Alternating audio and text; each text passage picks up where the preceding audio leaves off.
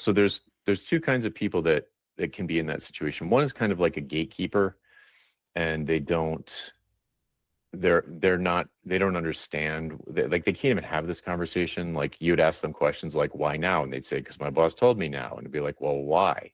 I don't know. Just, can you do it or not? That's not a good client. So those, I mean, maybe you can get past that person and get to their boss. It is possible to get past a gatekeeper. It's not easy, but it's possible.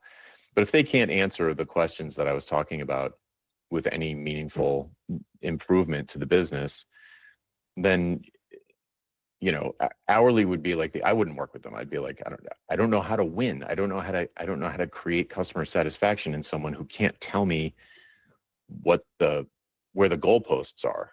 You know, if you just want me to do this list of tasks, I could do these lists of tasks. Probably I could do each one 100 different ways.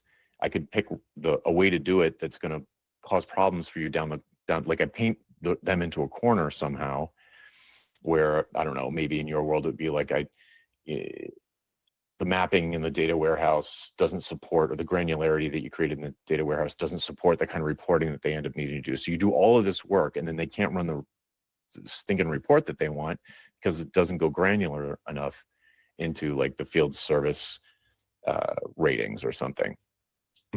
So if it's a gatekeeper, look, if you need the money, take the money, but it's not a great client. There are people, though, that aren't the CEO. In a big company, there are people who do have discretion over their budget, and they have a certain amount of money, and they want to spend it, because if they don't spend it, then the next year their budget is going to be smaller, and they don't want a smaller budget next year. So the thing that you can do with those folks is, if they can answer those questions, because sometimes they can, you know, because they've got particular metrics they're trying to hit, and they're not spending their money. So they don't care as much as if they're spending their own money, where like a smaller company, CEO, founder, something like that, it feels more like their money.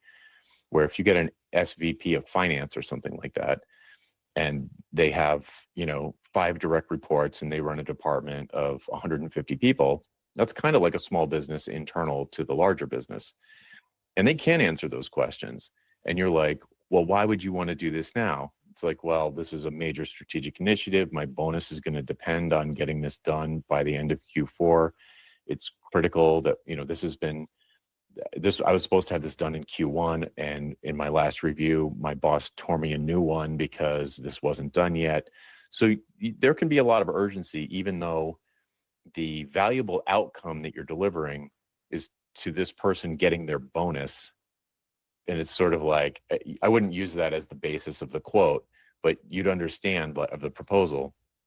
But this person can have answers to the urgency question at their own level, but also at the bigger business level, and be like, well, why is that the strategic direction for the company this year? Like, oh, well, Amazon's coming into our space, and we really need to be nimble if we're going to be able to maintain